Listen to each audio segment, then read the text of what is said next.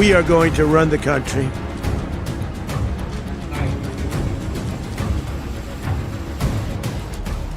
तेल और तख्ता पलट, क्या ये वीडियो बनेगा तीसरे विश्व युद्ध की सबसे बड़ी वजह? क्या मादुरो की ये हालत देखकर अमेरिका पर टूट पड़ेंगे पुतिन, जिनपिंग और उनके बाकी जिगरी दोस्त? वेनेजुएला इस वक्त युद्ध का ऐसा सबसे बड़ा फ्लैश पॉइंट बन चुका है जिसमें अमेरिका के दुश्मनों के लिए डोनाल्ड ट्रंप एक बार फिर से दुनिया के सबसे बड़े खलनायक बन चुके हैं।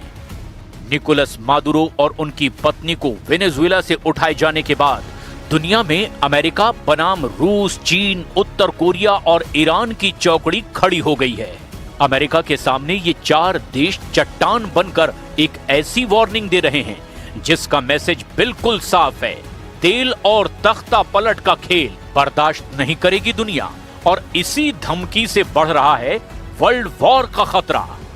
डोनाल्ड ट्रंप अपने ऑपरेशन मादुरो से कैसे घिर चुके हैं, इसकी पूरी डिटेल इस रिपोर्ट में है। लेकिन उससे पहले आपको दिखाते हैं कि वेनेजुएला के राष्ट्रपति को उठाने के साथ उनकी पत्नी को भी अमेरिका क्यों ले गए डोनाल्ड ट्रंप? आखिर कौन है निकोलस मादुरो की पत्नी सीलिया फ्लोरेस? सीलिया फ्लोरेस क्यों बन गई वेनेजुएला में डोनाल्ड ट्रंप की दुश्मन नंबर 2? सीलिया फ्लोरेस पर अमेरिका में क्यों चलाया जाएगा मुकदमा? क्या वेनेजुएला के ड्रग कार्टेल की बड़ी बॉस हैं सीलिया फ्लोरेस?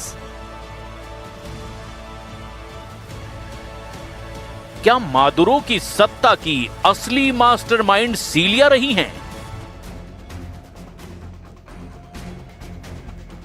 निकोलस की पत्नी इस वक्त न्यूयॉर्क की जेल में हैं। उन पर वहां की सदर्न डिस्ट्रिक्ट कोर्ट में मुकदमा चलेगा। लेकिन दूसरा सच ये है कि डोनाल्ड ट्रंप की सेना ने एक संप्रभु देश की लीडरशिप को अपने कब्जे में लिया है। इसी ने अमेरिका के सामने उसके सबसे बड़े दुश्मनों को एकजुट कर दिया है।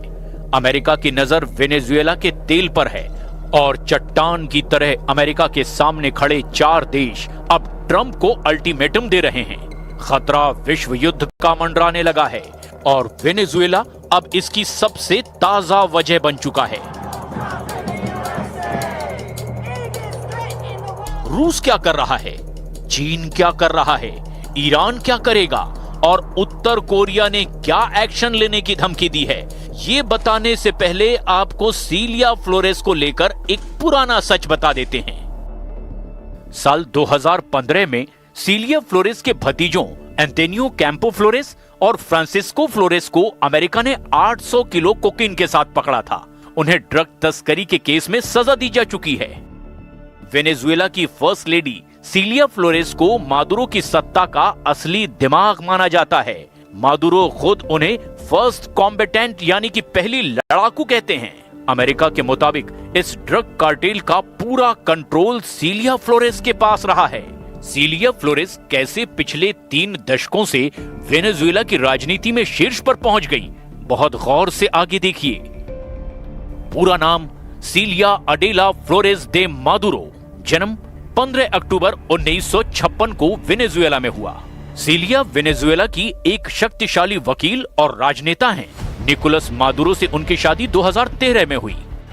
लेकिन इससे पहले ही सीलिया फ्लोरेस का कद वेनेजुएला की पॉलिटिक्स में शीर्ष पर पहुंच चुका था। वो United socialist party of Venezuela से ताल्लुक रखती हैं।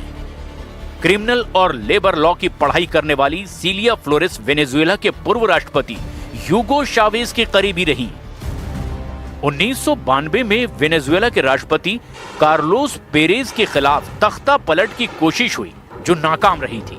तब इसके लिए प्रदर्शन का नेतृत्व कर रहे ह्यूगो चावेज पर मुकदमा चला। लेकिन 2 साल बाद ह्यूगो चावेज को माफी मिली और उनकी रिहाई में सीलिया की बड़ी भूमिका रही। 1998 में ह्यूगो चावेज वेनेजुएला के राष्ट्रपति चुने गए और इसी दौर में सीलिया के राजनीतिक करियर की शुरुआत हो गई। साल 2000 में सीलिया फ्लोरेस वेनेजुएला की नेशनल असेंबली की सदस्य चुनी गई। 2006 से 2011 तक वेनेजुएला के स्पीकर रहीं। उससे पहले मादुरो स्पीकर थे और जब वो वेनेजुएला के विदेश मंत्री बने तब ये पद सीलिया को दे दिया गया। इसके बाद सीलिया 2012 से 2013 तक वेनेजुएला की अटॉर्नी जनरल भी रही। आज दुनिया मादुरो और उनकी पत्नी को अमेरिका के कब्जे में देख रही है, लेकिन एक वक्त था जब सीलिया और मादुरो की करीबी वेनेजुएला का भविष्य तय कर रही थी। इसकी बुनियाद इसी दौरान पड़ी जब ह्यूगो चावेज के निधन के बाद मादुरो मार्च 2013 में वेनेजुएला के राष्ट्रपति बने और जुलाई 2013 में उन्होंने सीलिया फ्लोरेस से शादी कर ली।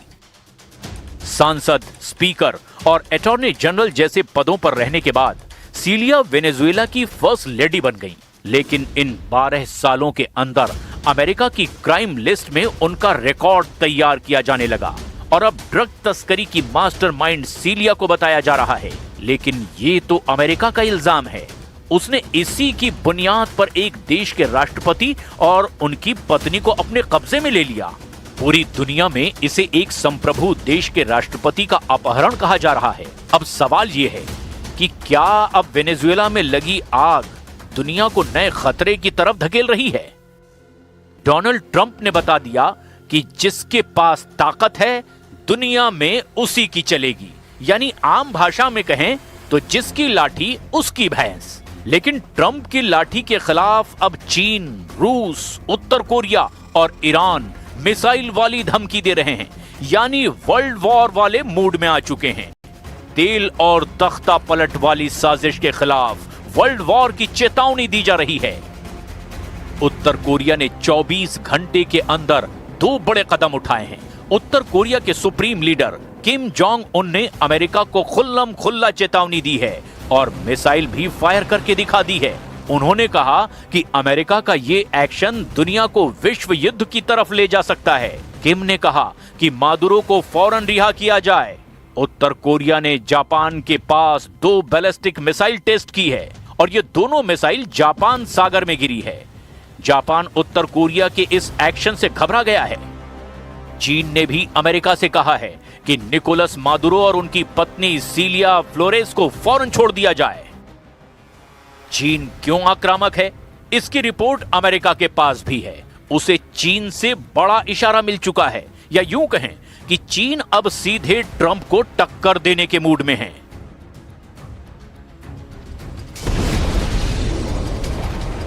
दो 2026 में सबसे बड़ा युद्ध भड़कने का सिग्नल मिल चुका है।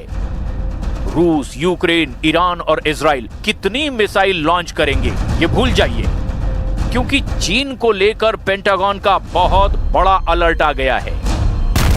क्या 2026 में वेनेजुएला को लेकर के होने वाला है अमेरिका और चीन का सबसे बड़ा युद्ध? क्या डोनाल्ड ट्रंप और शी जिनपिंग के बीच ट्रेड वॉर मिसाइल वॉर में तब्दील हो चुकी है? ये सवाल इसीलिए भी क्योंकि अमेरिका के युद्ध कंट्रोल करने वाले सबसे बड़े महकमे यानी पेंटागन ने दावा किया है कि चीन के 100 से ज्यादा इंटरकॉन्टिनेंटल बैलिस्टिक मिसाइल तैनात हो चुकी हैं और ये सभी मिसाइल लॉन्च होने के लिए भी तैयार हैं। ये मिसाइल लॉन्च होगी तो सीधे अमेरिका पर गिरेगी। इस खतरे का सायरन बजने लगा है। TF-21 की रेंज 2000 किलोमीटर। ये चीन की कैरियर किलर मिसाइल है।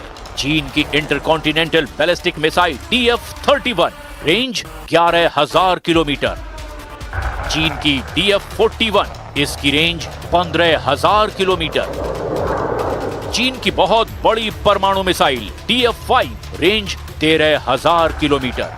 चीन की पनडुब्बी से दागी जाने वाली मिसाइल रेंज 8000 किलोमीटर से भी ज्यादा। इन मिसाइलों को लेकर अमेरिका की तरफ से क्या अलर्ट आया है, इसे भी बहुत गौर से समझिएगा।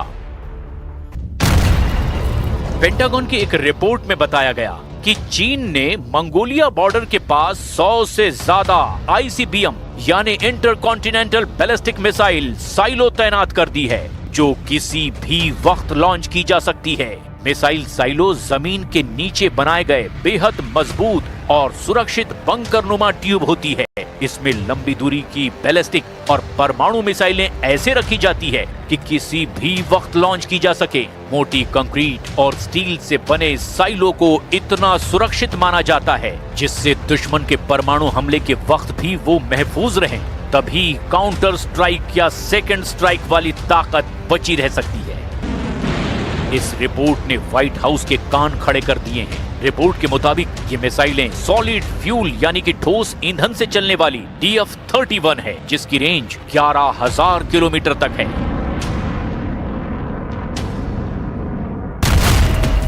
मैप पर देखेंगे तो पता चलेगा कि ये मिसाइल पूरे अमेरिका को कवर करती है। वॉशिंगटन DC से लेकर न्यूयॉर्क तक हर जगह तबाही की सुनामी ला सकती है।